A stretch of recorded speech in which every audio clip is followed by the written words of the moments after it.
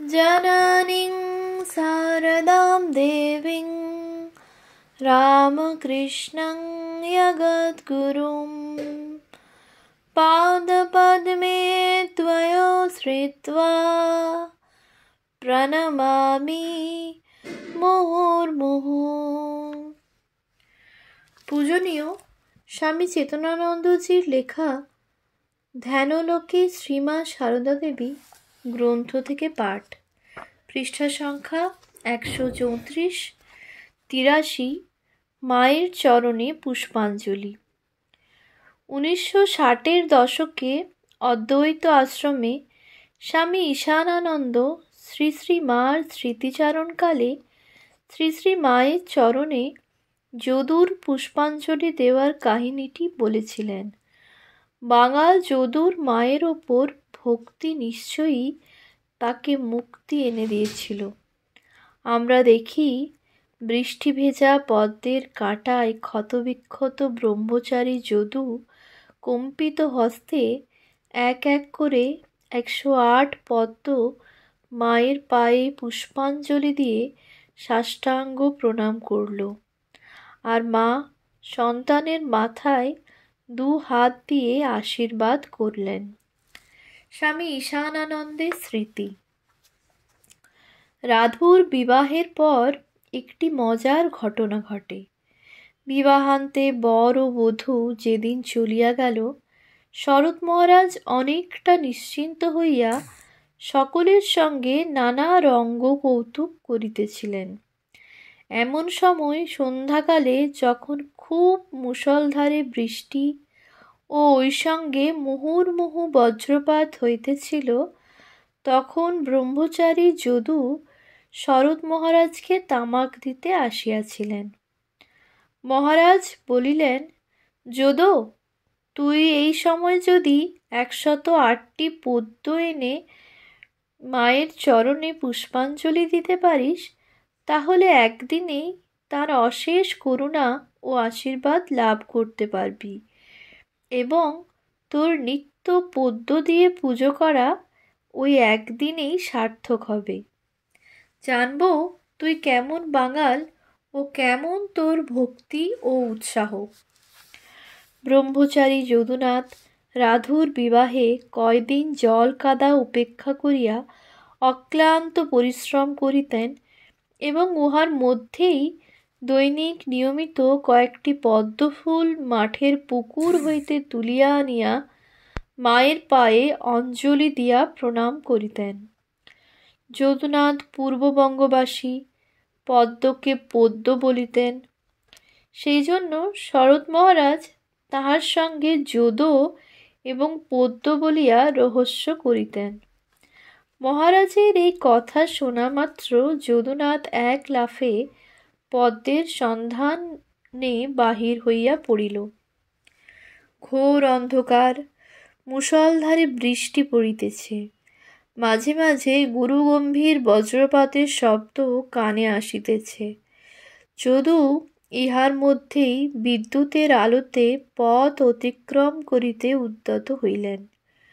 শরৎ মহারাজ তাহার এই ভাব দেখিয়া তখনই উঠিয়া দাঁড়াইয়া অতিশয় ব্যস্ত ও চিন্তিতভাবে, ও যদু, ও যদু, যদু, ফিরে আয় বলিয়া চিৎকার করিয়া ডাকিতে লাগিলেন।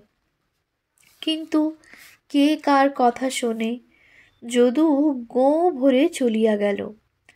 আমি তখন মায়ের নিকট বারান্দায় বসিয়া আটা মাখিতেছি, এবং মাও কাজকর্ম সারিয়া ঘরের মধ্যে গিয়া তক্তাপোশের উপর পা ঝুলাইয়া একটু বসিয়াছেন। প্রায় ঘণ্টাখানেক পরে যদু ভিজিতে ভিজিতে সেই ভীষণ দুর্যোগের মধ্যে মাইলখানেক দূরে মাঠের পুকুর হইতে 108টি পদ্মফুল তুলিয়া আনিয়া মায়ের 2টি পায়ে দিয়া সাষ্টাঙ্গ প্রণাম করিল। মা সকল কথা অন্যের মুখে শুনিলেন, নিজে কিছুই বলিলেন না, কেবল 2টি হাত যদুনাথের মাথায় দিয়া আশীর্বাদ করিলেন। শরৎ মহারাজও আর বিশেষ কিছু না বলিয়া শুধু বলিলেন, যা, তার যা ইচ্ছা তাই হবে, অসুখ বিসুখ কিছু করে না বসে বাঙাল।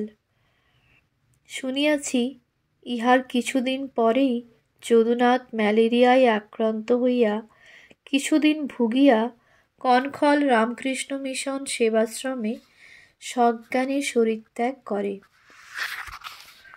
উৎস মাতৃসান্নিধ্যে, পৃষ্ঠা 9-11। ঠাকুর বলতেন, জন্ম জন্মান্তরের তপস্যা থাকলে মানুষ সরল হয়।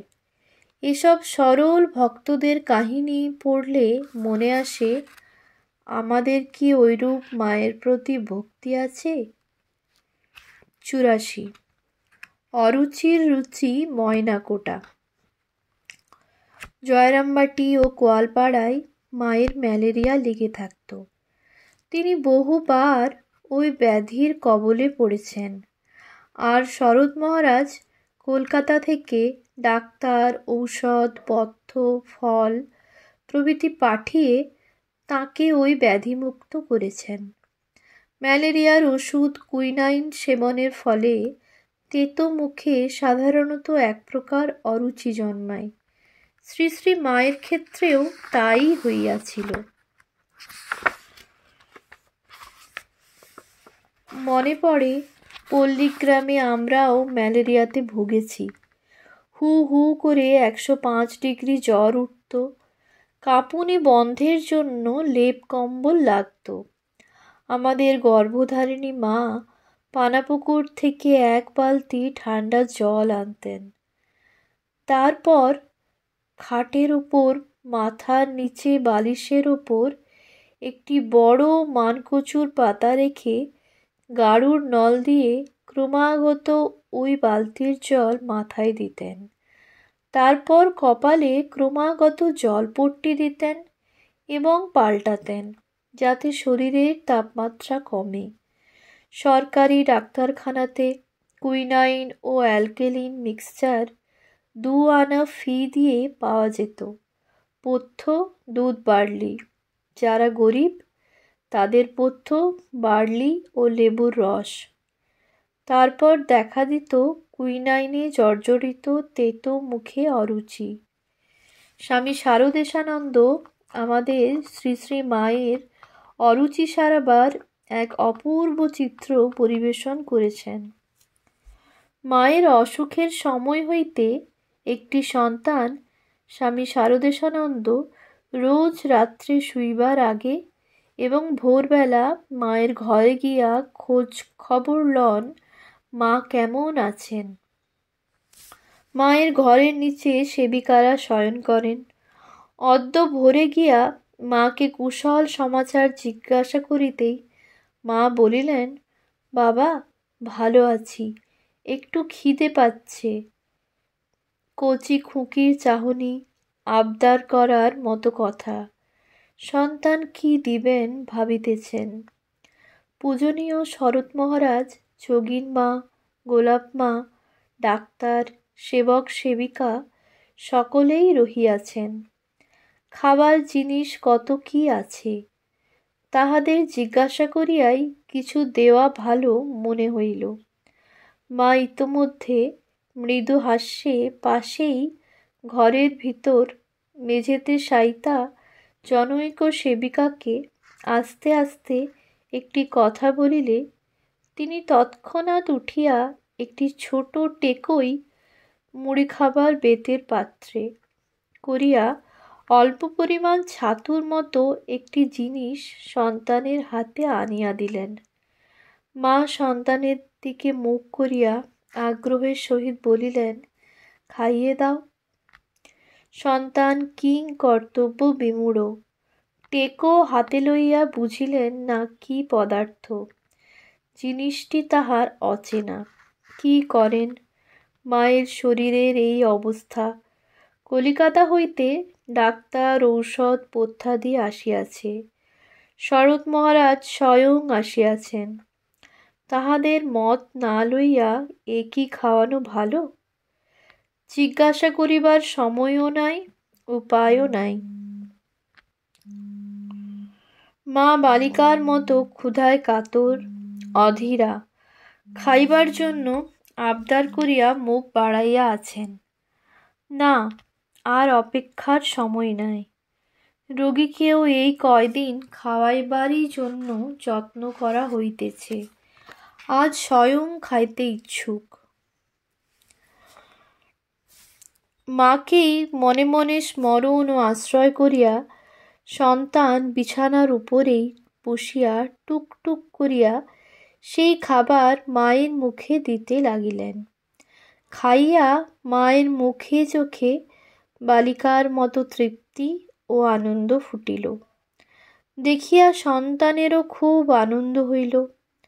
মধ্যে মধ্যে দুই একটি হর্ষের কথাবার্তা বলিয়া খাওয়া শেষ হইলে জল পান করিয়া মা পরম তৃপ্তি প্রকাশ করিলেন। সন্তান মুখ মুছাইয়া দিয়া গায়ের কাপড় ঠিক করিয়া ঢাকা দিয়া বিদায় লইলেন। শুনিলেন সেবিকাদের মুখে ছাতুর মতো দ্রব্যটির নাম ময়নাকোটা। কেদারের মা স্বহস্তে তৈয়ার করিয়া আনিয়া লুকাইয়া দিয়া গিয়াছেন মাকে ভোরে ভোরে দুটি দুটি খাওয়াইবার জন্য। উহা খাইলে মুখে রুচি আসিবে, দেহে রক্ত ও বল বাড়িবে।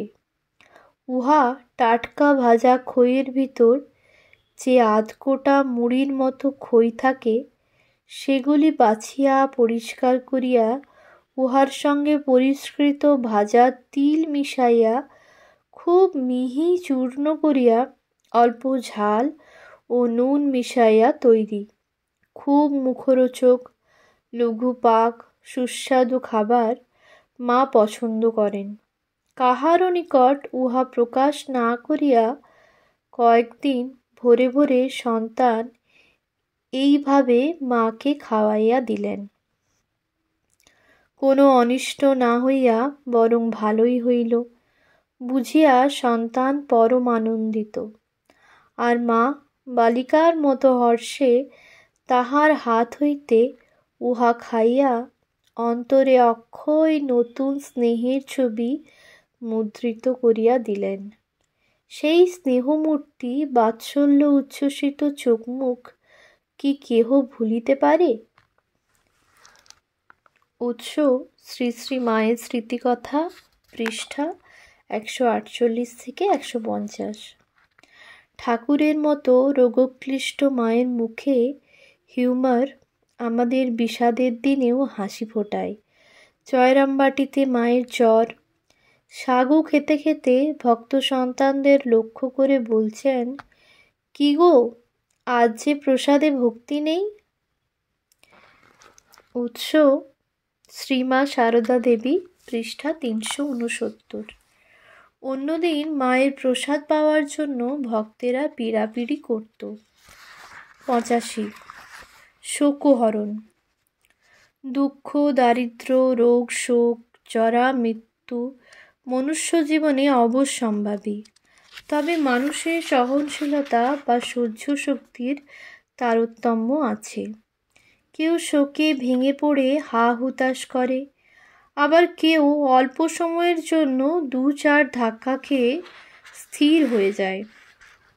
আত্মজ্ঞ পুরুষদের সুখ দুঃখ, প্রিয় অপ্রিয়, শোক মোহ বিচলিত করতে পারে না।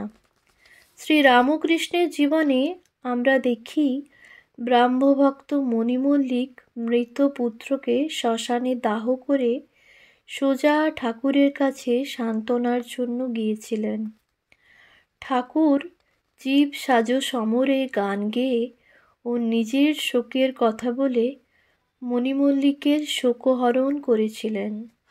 জয়রামবাটিতে শ্রীমা কীভাবে একজন স্বামীহারা নারীর শোকহরণ করেন তা স্বামী পরমেশ্বরানন্দ লিখেছেন। একদিন রাত্রি 8টার পর শ্রী শ্রী মা দক্ষিণদ্বারী ঘরের বারান্দায় স্থির হইয়া বসিলে আমি মায়ের পায়ে হাত বুলাইয়া দিতেছি এবং সেই সময় মা শ্রী শ্রী ঠাকুর সম্বন্ধে অনেক কথাবার্তা বলিতেছিলেন। এমন সময়ে অল্প বয়স্কা একটি সদ্য বিধবা শ্রী শ্রী মায়ের বাড়িতে প্রবেশ করিয়াই উচ্চৈস্বরে কান্নাকাটি করিতে লাগিল। তাহার ওই শোকার্ত ক্রন্দনে সকলে একেবারে স্তব্ধ হইয়া গেল এবং সমস্ত বাড়িখানা যেন শোকে থমথম করিতে লাগিল। মহিলাটির স্বামী উচ্চশিক্ষা লাভ করিয়া কর্মক্ষেত্রে খুবই প্রতিষ্ঠা অর্জন করিয়াছিলেন। ঠিক এমন সময়ে তাহার মৃত্যু ঘটে। কাজেই মহিলা শোকে ভাঙিয়া পড়িয়াছেন। বারান্দায় আসিয়া মায়ের পা জড়াইয়া ধরিয়া কাঁদিতে লাগিলেন এবং তাহার চোখের জল টপ টপ করিয়া মায়ের পায়ের উপর পড়িতে লাগিল। আমি এই দৃশ্য দেখিয়া খুবই বিচলিত বোধ করিতে লাগিলাম এবং তাহার ঐরূপ বুকফাটা কান্না সহ্য করিতে পারিতেছিলাম না। তাই মাকে বলিলাম, মা, মেয়েটি যে বড়ই কাঁদছে। মা উত্তর দিলেন, আহা বাবা, কাঁদুক, একটু কাঁদুক।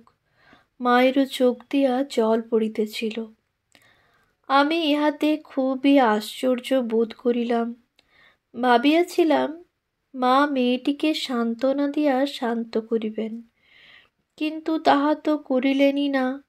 উপরন্তু বলিলেন, আহা বাবা, কাঁদুক, একটু কাঁদুক। এইভাবে কিছুক্ষণ অতিবাহিত হইলে মহিলাটি আপনা হইতেই কান্না বন্ধ করিলেন। শ্রী শ্রী মা যে তাহার শোক হরণ করিতেছেন তাহা তখন বুঝিতে পারি নাই।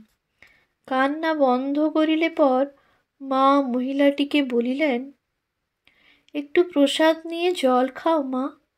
আশ্চর্যের বিষয়, তাহার পর হইতে মহিলাটির ভাব সম্পূর্ণ বদলাইয়া গেল। তাহার শোকতাপ আর কিছুই রহিল না। শ্রী শ্রী মায়ের সান্নিধ্যে আসিয়া এই সংসারের অনিত্যতা সম্বন্ধে যেন তাহার বোধ দৃঢ় হইয়াছে এবং তাহার মধ্যে একটা বৈরাগ্যের ভাব দেখা দিল, যাহার ফলে সব শোক জ্বালা অপসৃত হইয়া তাহার চোখে মুখে একটা প্রশান্ত ভাব ফুটিয়া উঠিল।